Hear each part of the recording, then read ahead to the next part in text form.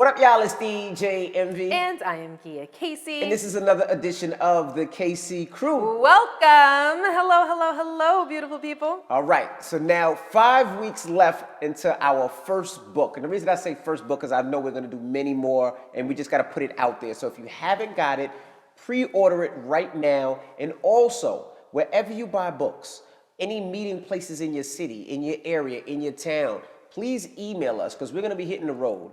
And this is Gia and I's first book, and we really don't know. So we want to touch all the big stores, the Barnes & Nobles, you name it. Wherever you buy books and we can pop up, we want to be there. So email us at KC Crew, what is it? The KC Crew. THEE. KC Crew at gmail.com. That's THEE, KC Crew at gmail.com. That. I'm just saying it again. I just said that. I'm just saying it again.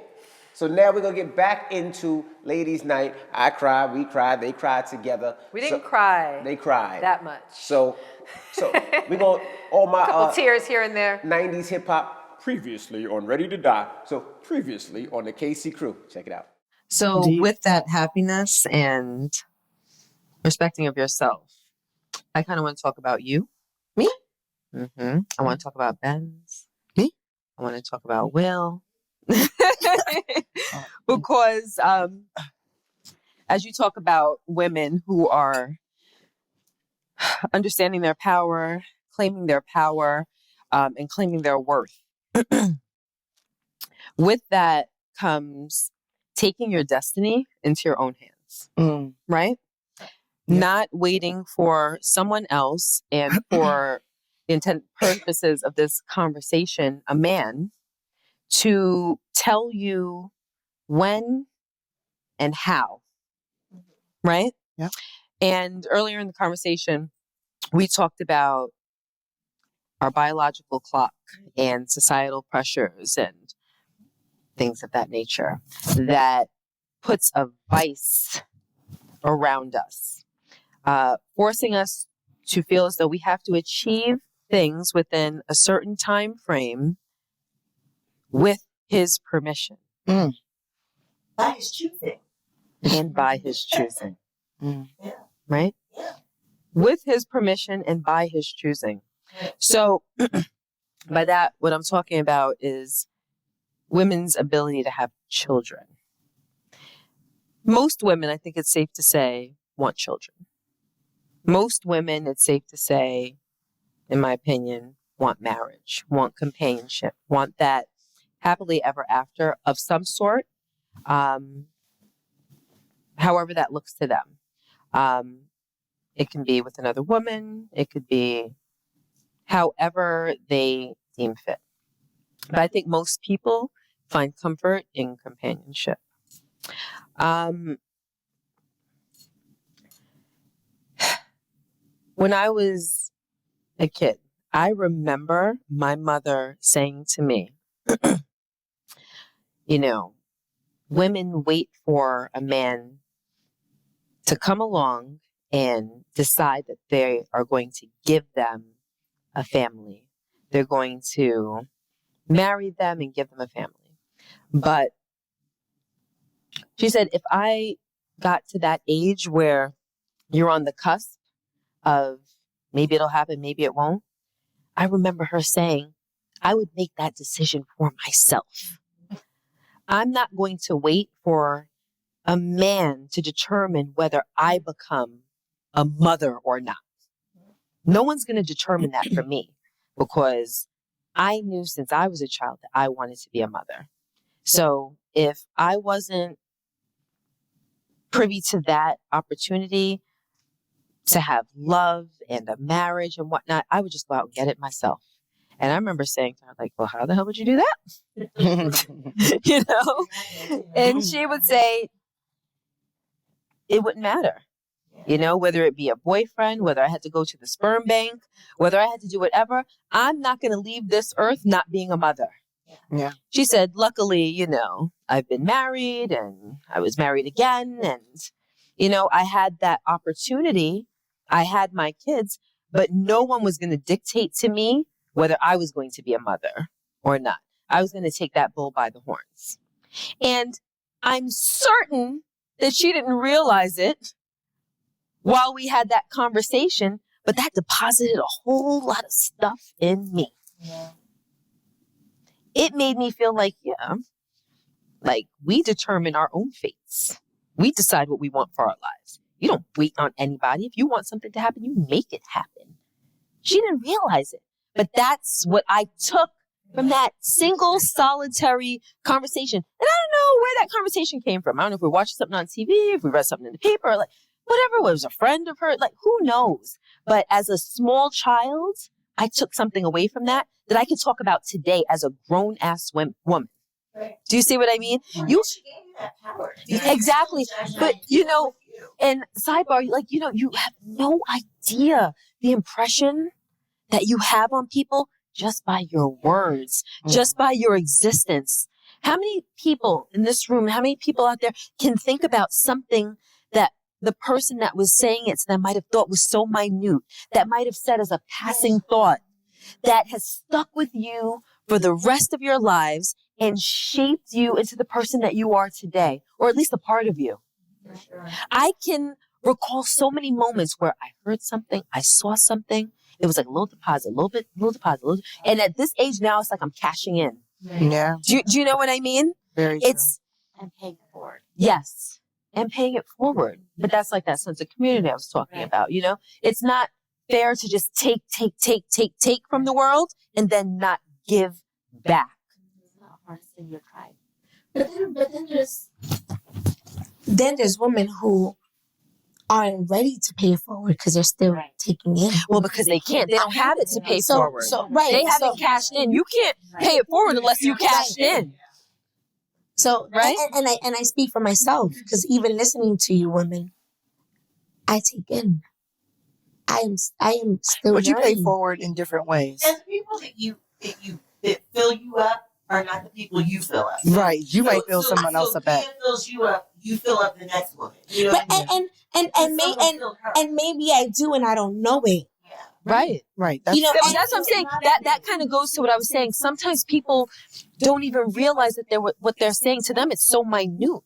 To somebody else, it could be so big. Yeah. And that's why, people always talk about the power of words. You have to be very mindful of your existence in this world and how you affect the people around you, even if it's in passing.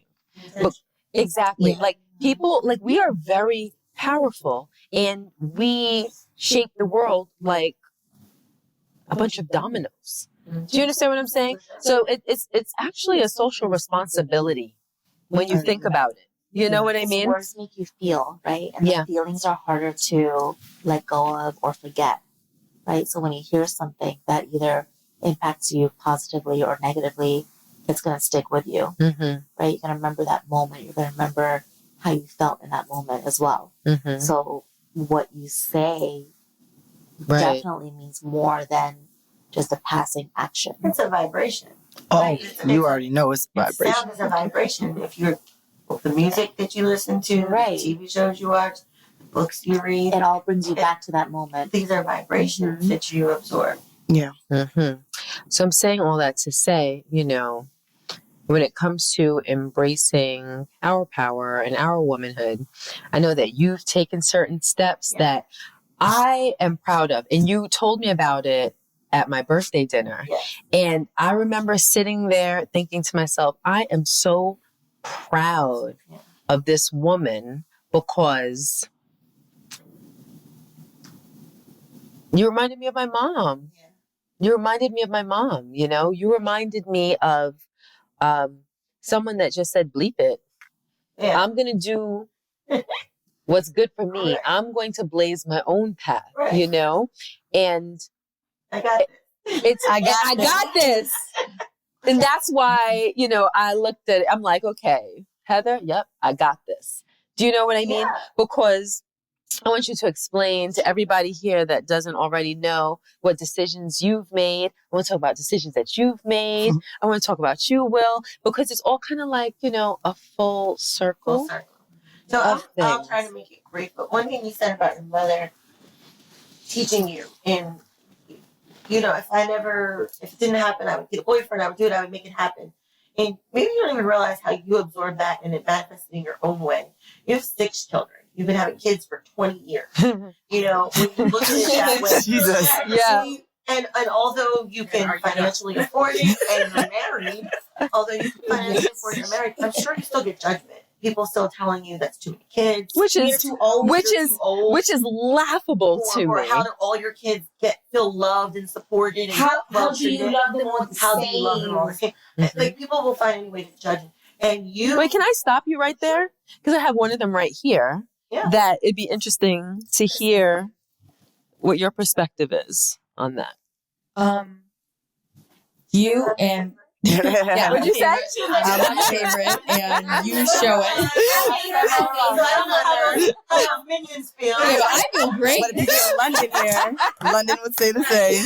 They would all tell you that they're They're my the favorite. Right. Exactly. which is important Right. because I think that all of my kids feel that they are my favorite, especially Logan. Around your family can feel it as well. Mhm. Right? Like we can all feel that you equally, in the moments, love each and every single one of your kids. The same. The same way. Mhm. Like they will come up to you with the same love and appreciation. Every day, like y'all ain't seeing each other. Like I was just here 2 minutes ago. The way she Wait, hugged Kipper. you when she came in the door. The way she hugged Yeah. you and just held on when Yeah. you came in the door. Who? You too. Oh, Maddie. The way Maddie hugged you when you came in the door, it was like she just held on to you. My Like mommy. it was like the sunshine. Like, Like, but- the sunshine is here. the You know? way you do that to your kids, I feel it from your kids to us as well. Aw. Yes. And that is true. Maddie embraces Your children me are great when she humans. sees me. It's like we've been besties forever. No, you right? understand Same when with Brookie's like, Shilka, what are you doing here? I knew you were going to be here. This is so great. I love that you're here. But they run. Like, I haven't Move seen in with me. I haven't seen you in forever. You don't You saw me understand. this morning. Gia will walk into the door like they haven't seen her in like 10 10 years. And they're like, With anyone, and I think it's very They consistent. give love. They give freely. love You freely. know, your kids don't know me so well, but every time I'm with them and see them, It's a they're- hug. It's a hug. It's a conversation. affection. They want to show me their thing. You know what I mean? Take you around the house. The McDonald's Happy Meal toy. Whatever little When we thing. were in Atlanta, they wanted to show me their mood stuff from the aquarium, and then Yeah. on Edward's birthday, they wanted to show me the candy that they got from the pinata. Like, you know, And but it's the constant hugs Yeah. and affection and the kisses. I love you. And it's the people close. Not only it's mommy, but it's the everybody in people the circle. closest. But she makes the time. They're taught love. Right. They're taught love. It's not just exclusive to mommy and daddy. Like they are taught to love, and I think it's because they receive yeah. so much love, you know. But I apologize for the tangent. oh no, it's okay. We'll get back. We'll get back. I wanted her to explain, like from a point of view, the point of view of a child. So for a lot of my friends, who are the oldest sibling, they feel like neglected in their households. They feel as though the younger siblings get the most love and the most attention. In my household, it's not like that at all. I get as much attention as Peyton, as London, as Brooklyn, as everybody. Y'all talk every day. Literally, I call my mom all the time. And when I wake up, I call I'm her. on the phone like, Benz, hold on, that's Maddie. Sorry, hold on again, Benz. Benz, hold on again, it's Maddie. That's it. I wake up, I call her. Yep, when I'm getting ready, I FaceTime her before I go out. It's just, we're so close.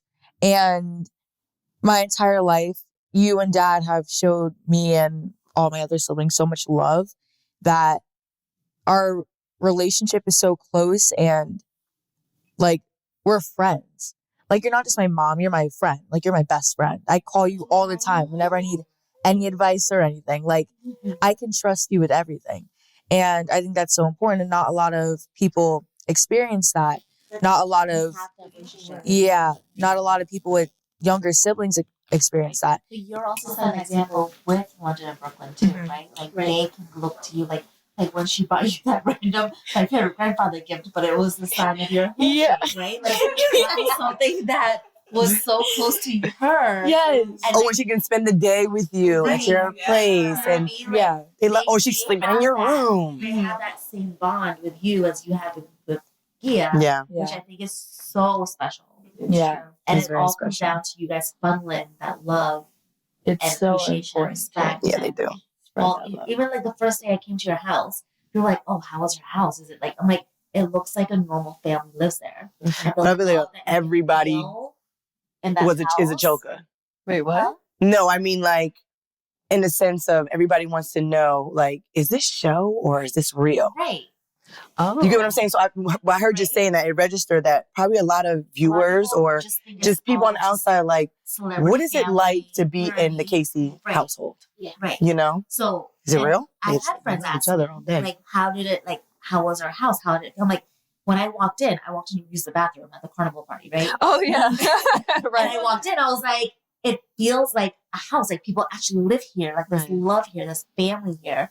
And that's when like I saw how you interacted with the kids. I mean, I knew the kids from school, right? So, like I just felt the homeness and like the love, and you know, you guys didn't really care about the optics and all that stuff. Like, you're just like, sure, use the bathroom. I don't care. Like go in the house. You know what I mean? Like there was trust there. The people that you had at your house. So that all funnels down to even Brooklyn, who was like, "Hey, I really like your shoes. I really like your ring." I'm like, "You have like 6,000 rings coming to you, kid. I'll trade you." Let's set up our list. But even her, like, you know, she's like, "Choka, you here? I didn't know you were gonna be here. I miss you so much. Thank you for coming here. You just move in with me?" I'm like, "Brooklyn, give me 5 minutes, Brooklyn. Give me 5 minutes." So you like it transcends all the way down. Yeah, you know, it's so interesting because every day, like one of my kids tell me that they know that they're my favorite. You know? It's true though. Like even two are trying to fight over who's my favorite. Like even Logan, who's 18 years old. Yeah. Logan swears he is. No, he believes it. He's like he's your favorite. No, he definitely. Still. Yeah, he believes that. Yes. He is absolutely my favorite. He's not kidding either. He believes that with his entire heart. Not the entire heart. But you would think that you are boss's favorite, right? I am. See? She is. I am. She is.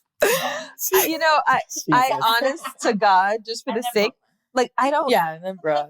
I can't imagine having a favorite because they are all so different and so special and bring me their own doses of joy. Like, oh gosh, man, I wake up thanking God, and I thank God throughout the entire day. I must pray like 6 or 7 times a day, honestly. And her prayers go straight up. And that gratitude. It is. She got a direct connect. Cause I'd be like, "Yeah, can you please pray I for this?" got the hotline. No, she got the hotline. I got for the real, for real. hotline. No, she got the hotline. for real. She pick up that. Right. There's no assistant. There's no Nothing. like, Matter of fact, he clicks over to get to her. I love you so much. You see my babies? Thank you. That's it's that gratitude. No, It is gratitude. I couldn't be more grateful because my children and my husband are my greatest gifts. Just honestly, like the innate joy that I feel when I look into their faces, or even just when I think about them, I'm honest to God, like overwhelmed with joy, which is why when we used to talk and during the time when she didn't necessarily want kids, I used to say to her, like, you have no idea. And she's right. I had no idea. I'm like, oh my God, there's so many. And you know, but now, and I only have one. And the thought of another is like, ugh.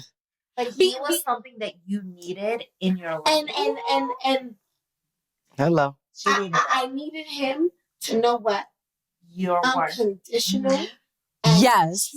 Love felt like. You particularly and I needed a it. boy. A boy, yeah. Yeah, boy. To know that. Yeah. Because you wanted that girl. You sure did. And, oh, Hold on, wait.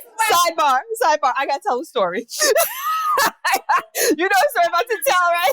Yo. I gotta tell a story. Oh, when she cried and cried and cried. This girl At her reveal. Oh my God. This girl wanted a girl so badly. Once she was like, well, basically, I have it. I got the video. I can do you one better. She was like, well, if I have to have a kid, it better be a girl. Right? Okay. We're at her gender reveal. Her before the daddy. She made me take the test. She was on the phone as I was like, if you don't leave work and go to CVS and get that EPT test, I'm going to come down to your job and yank you from your desk and take you to the damn pharmacy.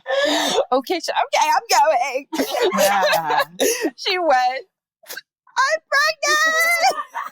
pregnant. So we're at the gender reveal. And what was it? They shot them things into the, and they were blue. It was just blue everywhere. And she was like, is this a mistake? She was bawling. Bawling. And now I think about it, like, that little girl would have never done for me So what I look needed. at the irony. What I needed. Look at that. And I look at him and I'm like, damn, like, you are mine. Hold on. I made you. I made you. You came out of me. Like, Sometimes you have to talk yourself through it and to really understand. and I see how the world is going and people dying and little kids getting shot by accident and just like shit happening. And I think about, God forbid, there would be no me today if Cameron wasn't here. Right. You needed that. Yeah. You he is my most. You needed to have him to find you. Yeah, and I work. I work on me to make him. Right. It's not about Jason. Jason, yeah, he's worked on him to do better for me because the games that we played, I had to play them late in the game. I had to play them after 3 years of suffering. I had to get that power. And when I got that power, I abused him. I mistreated him. Because it was payback. Because I had to get my payback. Before him. No, I had to get my payback. I think I was at your house for a week. And he was like, just come home. And I was like, for what? There was no need for me to come home. Yeah. It's transitional for you. It really I do better for me because of my child. And sometimes I think, oh, maybe I should have another one because I don't want to leave him by himself. I have more love to give. You do. I have more love to give. I want to be loved more unconditional because the same way I love him, he loves me. I can be like, Cameron, stop that. You know, like, and he would like, he would look at me like, but then he'll come to me for that comfort. And it's like, oh, papi choo choo, because like, he is my world. So, but that's why, like with you, I personally felt, now, by no means am I expressing that women have to have children or even should have children.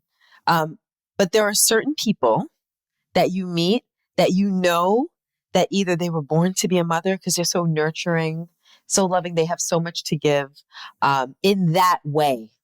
There are women that have a lot to give in other ways that don't want children. Do you know what I mean? Mm-hmm. And then there are some women that I feel like they need a child. Like I felt like you needed that unconditional love. I felt that you, with your personality and everything that you're made up of, you needed to experience what only a child can give you. Do you know what I mean? And that's why it's not that I didn't understand. I understood what you were saying. I've only ever had one other friend that said that she didn't want children ever. So it was kind of new for me, but I understood it. But I kind of felt like, well, you're wrong. Well, you're wrong.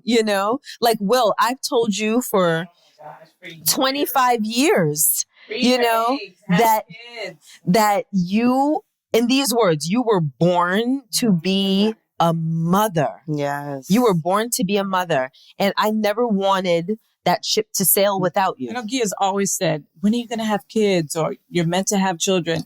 And I've always wanted to have kids. But at a certain point in my life, I was saying, oh my gosh, I'm 35, I'm 40. And I know back when I was 30, Gia and I talked about it. And she said, freeze your eggs. I was like, freeze my eggs? Why? Why would I do that? Like, I should get married. Let me do it the traditional way. Because at that point in time, everyone was doing it the traditional way. I didn't know anyone who I went to school with, high school with, college with, who was freezing their eggs. Now it's the norm. Everyone's doing it. I mean, well, because society has changed. Exactly. With social media and everything, expectations, relationships, men, women. And people are just having kids everything later. Right. I mean, they're focusing on their careers, you know. Right. Yeah. Benz, you know as well that you're focusing on your career now, and then people are getting married later and having kids later in life. But the thing is, and expect kids to get in where they fit in. Right. Correct. Right.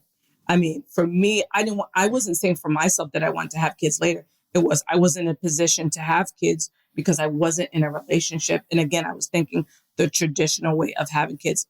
I've been in serious relationship. Gia knows because she knows one of my exes, which was one of Rashawn's roommates, best friends, and we thought we were going to get married. So did I think I was going to have kids early in life? Absolutely. Yeah. That didn't happen. So for me, it was always career driven, traveling, having fun and doing what I like to do for myself.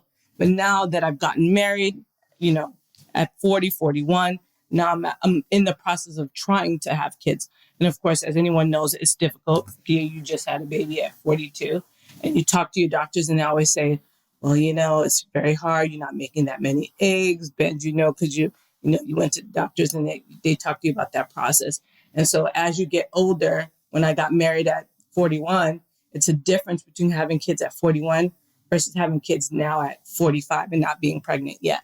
Mm-hmm. So there's always going to be that sense of, am I okay? Is it me? But I know it's not me and it's just a process and I'm going to need help. Are you still trying? Yes, I'm still trying. So I'm never going to not stop trying, but there's always you always have to give yourself a window and say, okay, am I going to try for 3 months? Am I going to try for 6 months? A year. A year. Of course, you know, you have your parents like, no, you try 2 months and if it doesn't happen, you automatically move to the next process. Yeah, it's over. Let's move to the next process, IVF. So, you know, everyone's talking about IVF nowadays or egg donors. And my mom's like, surrogates, you know. And there's so many alternatives now. Which all of it is definitely more common than you think as well. Absolutely. Right? Mm-hmm. So many women that now everyone is doing it. Everything that you've mentioned already. And I'm fine with it. And my husband is fine with it. I think back in the day, it was such a faux pas. Yeah. Like, oh my gosh, you can't have your own kids. Right. You're going to use a surrogate. It was almost being ashamed that you can't produce your own children. You can't produce it. That's not your child. Right. So, but now it's fine. I mean, we have plenty of friends who've done the IVF process, who've done egg donors. So my husband is so supportive that he's okay with that process. He says, there's no pressure from me to have children. There's pressure from society to say, oh, you've been married. How many years have you been married? You don't have any kids yet. So it's always asking like, and I feel like it's an insensitive question because you don't know if people have been trying. Right. You know. Or circumstances. People have miscarriages. And it's interesting. You talk to a lot of people and you have no idea that so many of your friends have had miscarriages. Oh, yeah. Because no one ever talks about it. No one ever asks. It's because women are just seen as the type of human being that is just expected to rise to the occasion, no matter what. Do, and that when we don't do, it's probably. I think that we probably impose it upon ourselves, but I also think that society imposes the notion that you are a failure, right? And it kind of goes back to what I was saying before about the sense of community. We need to share our experiences because if not, you don't know what is actually normal. Right. Not what's seen as normal, but what is actual, what is real. Right. And once it's seen as normal, then it takes the failure stigma away from it. So that's actually the norm. Stigma. And it's a stigma. So when she said stigma, you have a stigma of needing help. Right. But you've got one less. Then you move to my circumstances, and I've got an additional stigma because I'm not married. Right. So Mhm. it's and I've had guy friends and girlfriends and people like, well, just pick a guy, just have. So for what Gia and I were talking about, just my decision was, I've got a lot of girlfriends with a lot of baby daddies, and seeing those circumstances, like, okay, so haven't found this unicorn yet. I have a choice here. Do I want to have a child with whomever and then deal with that person for the rest of my life and have to partner with this person and make decisions on what happens to my child for the rest of my life? And this is not somebody that I necessarily even believe in enough to be a partner for me. Right. Or to just even be around for all these years. Do I want to know you for the rest of my life? Randomly see if I can get pregnant by whoever. Right. And then there's, guys that are like, yeah, why not? You know what I mean? Or I can do it by myself.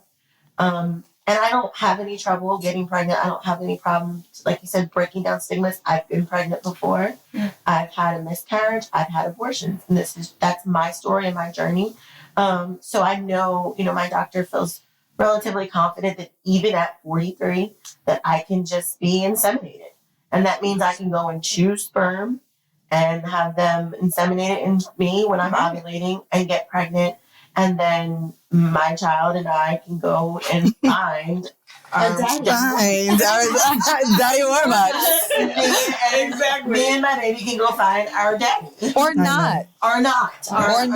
Or not. I will say that just for me, I always said I have no fear of getting married. I have no fear of finding a partner. I have fear of waiting too long for that to happen, to have my child. Right. And I know so many people who have had so much success in blended families and being Oh, yeah. and I have friends who have been adopted and they've been shown so much love by people who are not their biological parents. I'm a case of that. I'm an orphan at my 43-year-old. My mother died when I was close, about marriage age. I was 23 when my mother passed away. I was in college, and there's so many people that put their arms around me, and then my father passed when I was in my 30s, have treated me like their children at this big age. So why do I think that some perfect, innocent, lovely child, that some man couldn't come along and love us both? Yeah. Right. I also feel like once I have a kid, men are like, all right, it's time to pull her off the streets. Come on. Let me go get her. But you know what I will tell you? Having a child will make you realize you don't need a man. Right. Yeah. Because that's all you need. It will be that little person that will make you go even harder. Yeah. And if it's just you and your child for the rest of your life, for me, there's fulfillment in that. There's a lot to that. There's a lot to that. Community, right? Like you have your circle as well as support, where a man or partner or whatever may not fulfill that. Right. Right? Like there's times where I go to my friends more than I go to my husband because they experience the same stuff that I have with my kids. Right? So you may not want to find your dad, or daddy for the child. Daddy Warbucks. Right? Zaddy. You have that Zaddy. child, Not Daddy. you Zaddy. have your tribe, you have your community.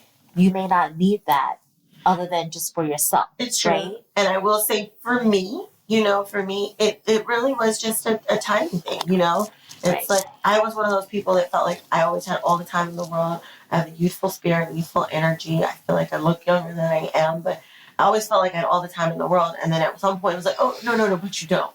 So it's like, okay, well, let me take the time to do the things that I can do. But it's so important that I say that if it doesn't happen, I'm okay. Right. And you are in that right spot now for it to happen either way. Either way. Right? Like you've overcome traumas, experiences. You're happy with you. Like you said, you're perfect in Heather's world. So whether it happens or not, it's going to be traumatic and emotional along the journey, but you're okay with it either way. Yeah. Which is huge in itself. And it wouldn't be my choice, right? I don't want to give the impression that I'm like, oh, okay, I don't want a man in the way of me and my kid You know, Right. And one of man coming right here telling me that wouldn't have been my choice. My choice would have been to meet, marry, have it. I grew up in that. I'm Italian and traditional that way. That would have been my choice. Right. But now here we are. So I said this to many people at this point. It's so important to me to be a mother. I want so badly to be a mother that I am choosing to be a mother regardless of the circumstances around me. That can't take away. If it doesn't happen because that's God's choice, then that's God's choice. But it won't be because I waited for another human to dictate that time. And that's why your decision to do that really, I honestly felt like pride while you were talking. And I told you that. You did. Like, I felt so proud of you that you felt strong enough to do that without the presence of a man. Because it's something what you said. you wanted for yourself. When you were talking, it goes back to what you said about your mother. Yes. My mother was so strong. She was just my mother got her doctorate literally on her deathbed. You know what I mean? Like, it was almost like she refused to die. She finished her coursework, submitted it. 3 days later, she passed away. Her doctorate was presented at her funeral. It was just what's the word? The relentlessness, the strength. And her and my father were not married when she had me. The circumstances were interesting and strange, and I'll tell you all of that one day. But it's like, it didn't matter what society thought that you were having a baby with this woman. She still wasn't divorced from her ex-husband at the time. And, there was some stigma. And in the late 70s, being a Black woman with a white husband or white boyfriend or white whoever. And she just, no, I'm going to have these kids. I'm going to love these kids. I'm going to create this life.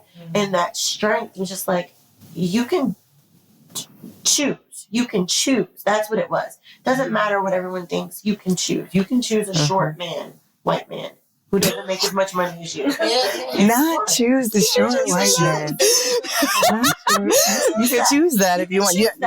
I can't. She was married before, and her husband was tall. He was a basketball player. He made good money. And she chose my dad. The short white man with almost no money. Yeah. You know what? He became an amazing husband, an amazing provider, an amazing father. He was my best friend. The only person that I ever fully trusted, who I ever felt fully got me. In her choice, she made the best decision for her children, period. So for me, in my choice, I'm making the best decision for my children. It is a better decision for me to get pregnant on my own, to have this child, give them the love, be patient until the right man comes along, as opposed to Dick and Harry and because you had time up here for a minute. So Dick and Harry, just like, oh well, Dick's your daddy and not Dick's your and daddy. Daddy's a stepdaddy. You can choose. Was what my mother instilled in me. Yeah, and I mean, that's what my mother instilled in me. And even though it didn't come down to me having to make those choices, I took the lessons and applied it in so many other different parts of my life. Just saying, you know what, I determine what my life ends up being. So that kind of goes back to, what you asked me earlier about manifestation and the law of attraction and everything. It was all of these little deposits that let me know, like, I get to determine what my life is. I don't wait for anybody. I don't wait for anybody. I would encourage you, I would love for you to tell what your plan is, but I would encourage any woman, just do it now. And this is a conversation that a lot of women wouldn't have, Heather. This is very private. And this is the thing. So it's about breaking, breaking. You never, or you ain't never been pregnant before. Stigmatic shackles. And then you really start thinking, can you have kids? What's wrong with you? Something must be wrong. And I'm like, oh well. It's about breaking those stigmatic shackles. Do you know what I mean? And saying, hey, this is real life. This is real women. This is actually the norm. And that's really why this is what I really wanted to talk about tonight, especially since we decided to open it up to, the world, because there are so many women that are in their 30s and that may be on that trajectory that I refer to often enough, because it's, for me, when I look at it reasonably, it's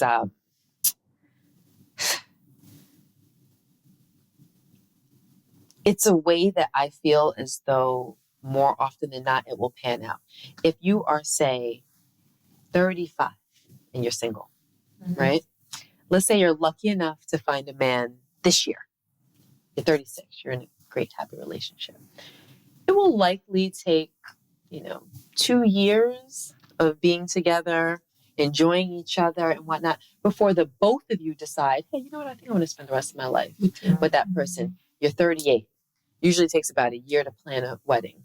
You're 39. Most people want to enjoy at least a year together before you decide to have kids. You're 40. Back in the day, you had to have an amnio if you got pregnant at 35, because at 35, that is when your eggs, what'd you call it? PA? Maternal age. She's a PA. You are at advanced maternal age. Don't you say that word. That's blasphemy. There was geriatric. Don't you repeat it. Don't you repeat it. I legit looked at my old lady and was like, I'm sorry, did you just call me old? She's like, no, you're advanced maternal age. I'm like, you call me old, bitch. Jerry, actually. Who's Jerry?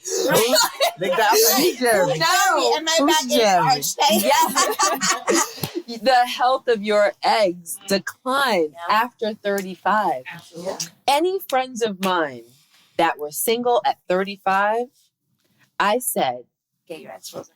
Get your eggs frozen. Yeah. If you know that you want to be a mother, this is the brink. Mm-hmm. This is when your eggs are good. Prime. They're prime.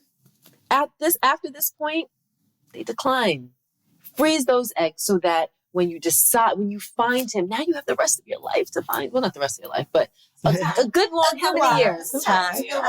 One. If you want to use those eggs. Oh, use whatever you want. 50. Yeah.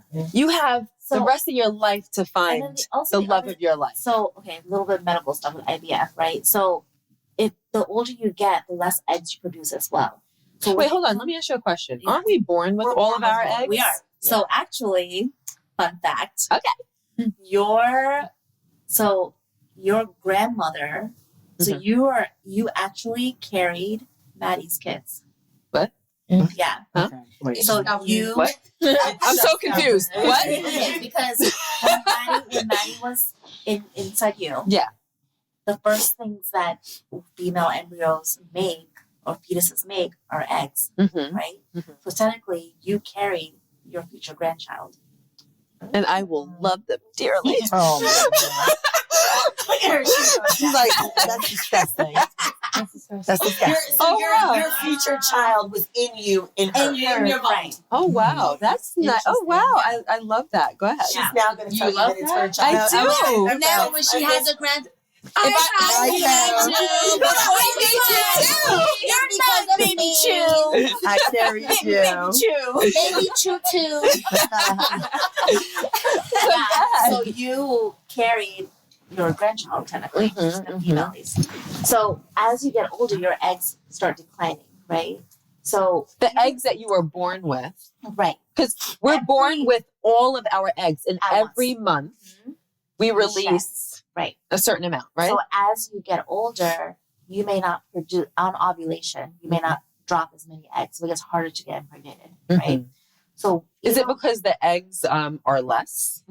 So you're dwindling. Right. Your egg count is dwindling as you get older. And correct me if I'm wrong, the health of them dwindles as well, correct? 100%, okay. Right. So even if you did IVF, say when you go to get your eggs pulled out, right? You can start off with 18, 20, 30 even, right? On a good day. Yeah. I had 25 on one side and like 18 on the other. Out of that, at the bottom of it all, you're probably going to have maybe 5. That's what she said. 5 good ones. She said like 9.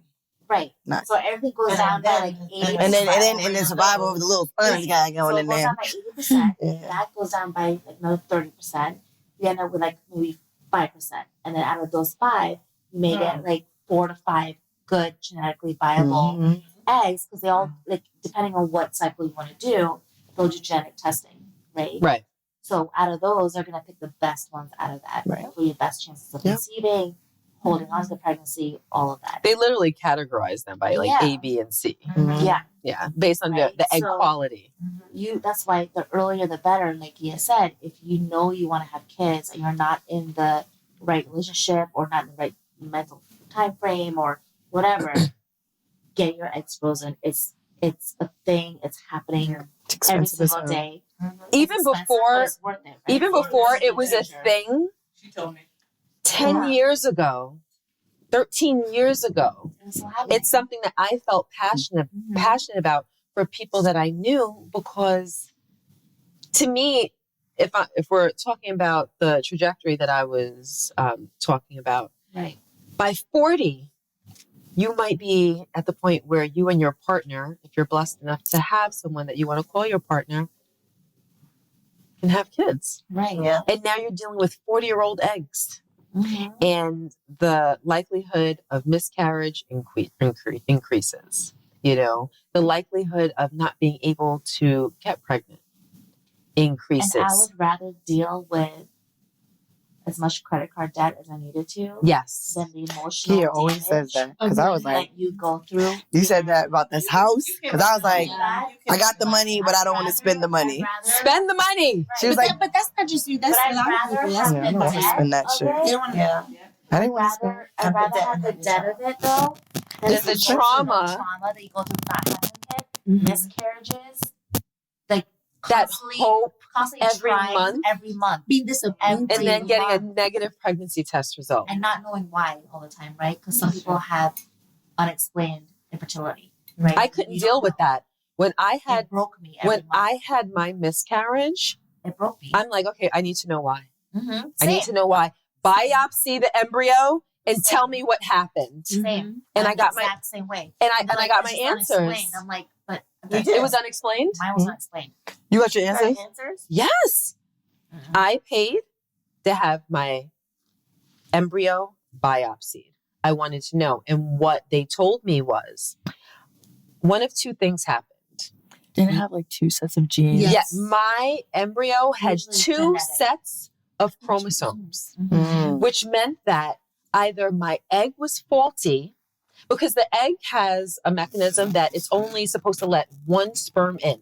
Right. So either 2 of them were really ambitious. Well, I can't. I mean, my husband's very competitive. That little mother truckers is probably competitive too. Like, I'm going in there Competitive first. at the same No. time. I'm going in there first. Exactly. Or his sperm had 2 sets of chromosomes. Right. And an embryo to be born from that circumstance would not survive. And for the most part, it is always genetic that causes the miscarriage, right? And sometimes they just don't, like, I couldn't do a biopsy because I miscarried at home. Like, I felt it come out. For me too. So, yeah. So you can't always, which is amazing that you got it done. Well, mine miscarried and just hung out inside. Right, You know, so you have to get it so done. when I had to go and have a Right. DNC, Right. I said, biopsy this. I Yeah. need, but I mean, we all know I need answers, Yeah. right? Like Well, I we can't, know. I She can't knows rest she needs- without having answers. I need, that would have haunted me to not know. Interesting, and I think that's powerful and important because I think most women, I'm one of them, didn't even know that's an option. So you have options after you guys are done having the kids, right? So say if you have 4 or 5 embryos left and you just want 2 kids, there's 3 or 4 options that you can have. So you can either donate to another couple, you can either donate to research, you can just flush the embryo, or you can what's that thing? Oh, or you can put it. So if you pay an extra fee, you can put it back inside you and release it like a period. Why would you do that? Because some people just don't want to flush a baby. Right. That also, I've had friends that found out the gender of every single embryo and they formed an attachment to every single one, right? So I have a friend right now that that knows the sex of every single embryo, and they're only going to have maybe one other. She has 5 left. Wow. So now it's harder for her to flush them, donate, whatever, right? So I would tell your doctors not to tell you anything about any of the embryos. Right. So you don't. So to you, it's just a ball of tissue. Yeah. Right? It's nothing. It's like another part of your period. That way, when you do decide to either keep them, destroy them, whatever you want to do, you're not attached to it. That makes sense. So those are some And for options. me, I'm looking to just do insemination first because of how far along in the process I am. Right. And then I don't know that I will go as far as IVF, but that's helpful information. Yeah. Right. Yeah. Because insemination will be the first. And Right. that's usually the step process too, right? So you can do the IUI and the things like that first. And if that doesn't work, they'll only maybe do 3 of those, and then they'll say, okay, it's not working, do IVF. Right. Only because also emotionally, it's a lot, Right. right? Is that cheaper? So, IUI is so much IUI is So much incredibly cheaper because basically we did it once. And Rashawn used to call it just turkey bastery, like where they pretty much just insert the sperm like right at the door of where it needs to be for you to get pregnant. Ovulate, right? Exactly. And we did it once and it didn't work. So I was like, look, I don't have time for this. Let's go for the big guns. Let's just make the baby in vitro. And we did in vitro twice. It failed twice. And then the following month, I got pregnant naturally. Yeah. You know, I miscarried that baby, but then we wound up getting pregnant without trying naturally. So And you do get more fertile after Yeah. IVF. IUIs and IVF. Oh. Yeah, I had a friend that did IVF multiple times. Failed. Finally decided to adopt. They were on the way down to pick up the adopted baby. And found out she was pregnant with twins. it always works that way. Twins too. That's Charlotte from Sex and the City. Oh, is this? Yo, It always works that way. I've always said that I feel as though there's some type of reaction that may not be discovered scientifically, but I firmly believe just because I know so many people that have had similar situations, myself, etc., that when you feel the need, the pressure, the determination to have a baby and you put that on yourself, something may happen. 100%. Something may happen hormonally or something that works against that coming to fruition. I feel as though once you kind of let it go, give it to God, just stop trying altogether, give up, whatever you want to call it. Exactly what happened with That's when women wind up getting pregnant. So there has to be something scientific to it. So much. Maybe it's a hormone that we put out. That maybe And just it's isn't cortisol or identified as something. yet. It's the pressure Something. as well, right? Like we tried so hard with the first one with my son, and eventually I was like, I can't do this anymore. Like it's not fun anymore. It's so much pressure. Like I feel like we're on a timeline. And then we were like, all right, we're just gonna take a break and just wait. We went out for my friend's birthday, got wasted. That next Monday, I can tell you the date we conceived that child because it was we just kind of gave up. We're like, all right, we're just gonna do what we gotta do, and it happened. So there's definitely when it comes, and that's why I tell my friends now, as soon as they're ready, don't even tell each other, or especially for my female friends, right? I'm like, don't even tell your husband or your partner, just do it. Just have fun, keep doing what you're doing, get off birth control. If you guys have that discussion, don't make it a thing. Just have fun because it'll happen. Versus you planning it and saying, okay, well, now it's time. Like, let's do it. For sure. It becomes a job almost. It's And amazing how stressful. much we don't know. Yeah. With all there's so much information and there's resources. And it's funny. You look at all of us, right? Madison is a young adult, right? So this is something that she can look to and start making decisions how she wants to handle her life if her life unfolds a certain way. For instance, Mercedes is 36, you mentioned earlier, right? So you're at the position where you're like, wow, I'm in a situation where it may be advantageous to me to freeze my eggs, and you're taking those steps now, correct? Yep. Okay. You are running behind the bus. Wait. You have passed that situation and you're on that precipice. Like, you know what?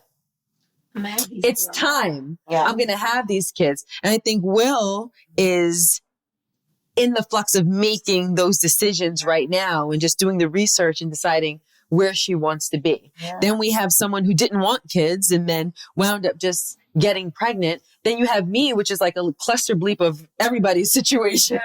Like I had them young, I had them, later on, I wanted more and couldn't do it, had the miscarriages, went through in vitro, didn't work, so we're kind of, like a community of women who have been through so many different things and are at so many different stages of wanting kids, having kids, not wanting kids, having kids, not knowing if she wants kids. Do you know if you want kids? Yeah, kids. Oh, you changed your mind. Okay. At one point, she was on your bus. She was like, how she picked out. Exactly. She has a name. Exactly. So I just want to say that I appreciate you guys for being my friends and for sharing with me and talking so openly about everything that you go through and that you will continue to go through, and feeling that sense of community with me, because it empowers me and it feeds me and it teaches me and it inspires me. So I'm very grateful that you all are my little community of friends. Same. This I was love great. you guys. I love It's a you. lot of information. Yeah. This was a lot of information. No, seriously. It's a process at all. Stuff that you said resonates seriously. Ingrid, I've seen a dramatic change in you. It's beautiful to see, honestly. And your honesty. Yeah. And Can appreciate it. Transparency and just opening up about, your just genuine feelings on the things you've experienced. Yeah. And I was going to say that earlier. Like, I'm probably one of the newest in the group, but just seeing you from where I met you a year ago to now, like, you definitely see the change in you. And it's amazing to see. Yeah. And Will. Quiet Will over there. Right. Tony Braxton from the damn mouth. With short hair. Yeah. It's funny. Well, now it's grown out. It's grown out. Darling. Gorgeous. And when we first met, it was years ago. And it was a baby discussion. Yeah. A baby discussion? Yeah. Really? Randomly. It was so random. Mm-hmm. It was. It's like a motif a baby has been a motif, like in all of our lives, like even secretly, like in a sense where we didn't really realize what we're even talking about or what it was going to come to. And it was just meeting her, like, you were just so nurturing. So nurturing. It's so nurturing. I remember when you came up to me at car show and I was like bending over because my back was killing me. And you're like, oh my God, you just massage you. I was like, We'll have that. Yes. Like even from like the first day I met you at the house, like you came up to me and hugged me like I knew you for years. And I was like, I'm like, story of my life. Because Rashawn is just with nobody in the group. I'm just there. And I'm like, well, you know everybody. It's fine. That's true. But you're definitely like, in some shape or form, you're going to have your family that you want. You are. Because you just ooze the energy of it. You do. And you know it. Yeah. But it's the support in this group. I mean, we're all going through different things. And just to have the support, the questions, you're so patient with everything. So patient. So patient with everything. And just pushing, you really push us to do great things, honestly. And it's a journey because, Will, and you and I talk about it a lot. It's interesting, not to have a long, because I know we're wrapping up, but real quick, being in your household, it's a lot, it's in a good way. It's everything that, it's probably my time clock speeding up. Yeah. Wanting me to want it. What? It speaks to your soul. It speaks to your soul. I told you. And those kids are our kids. Right. Like, that those are our kids. And we talk about it all the time. And sometimes it makes it a little harder because we want it so much. And they give us that love. And I'd be like, no, these are my munchkins in the morning. These are my kids. You just be like, dang, I just want to have kids so bad. And I don't want to settle, but okay, I'm going to freeze these damn eggs because I want kids. I want to give them that. I want to feel that love, So Yeah. at the end of the day, we're all like I just said, supportive. And I hope women out there, they just know that. Let's check in. The check-in. We're going to call it the check-in. The check-in. Write it in the comments, all of that. I hope everyone's on the book tour that they're about to go on, because it just shows just true love on all different levels. Yeah. And that you can write your own story. And just hearing your story literally empowers me to know that I can write my own story. You can choose. You can choose, and you do not have to settle for anything. So, and you can still learn. You can still learn in your 30s. You don't. Not every, and like you said, not everybody comes from like that perfect, strong family, parent, mom, dad. But you can, your community, your best friend, your sister, you can learn from that. I am stronger today because of it. I have a woman in my life who inspires me and makes me go harder. And we're going to go harder. Absolutely. And support, and because it's hard. Like going to the doctors and stuff like that. These phone calls are easy.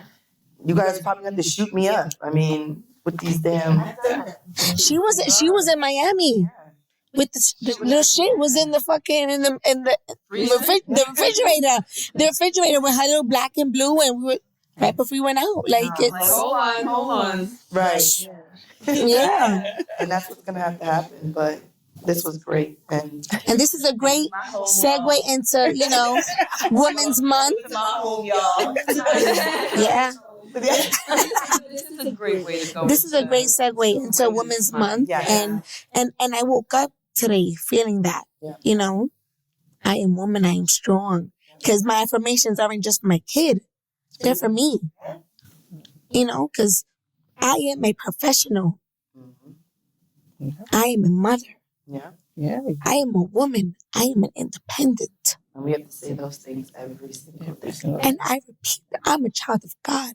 I may not pray every day, but He knows my spirit. And that's the most important part. That's all that matters. And He knows that every day I want to do better for me, for my family. And I am not fearful of being by myself. I'm not fearful of feeling unwanted by somebody, because I want me. Because when nobody else is there, it's me and my kid. I got me. And the community got you. And the community. That she's infringed on your type? You're the first type we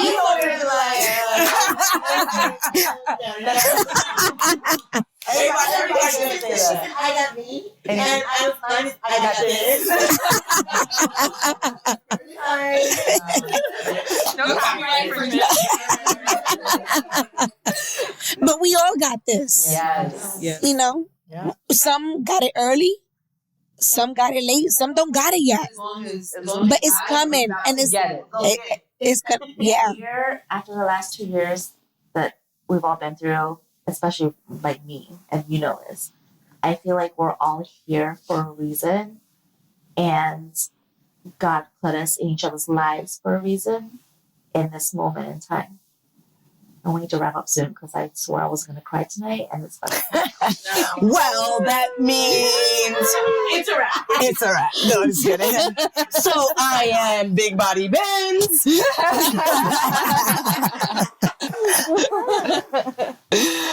Oh gosh. Well, again, I want to thank you guys for, sharing not just with me and each other, but with, everyone that watches or listens to us, because it takes a lot. Because most people are very private, especially about a lot of the things that we talked about. So I appreciate you guys. And thank you guys for rocking with us. This was another episode of the Casey Crew. I am Gia Casey. And I am Big Body Ben.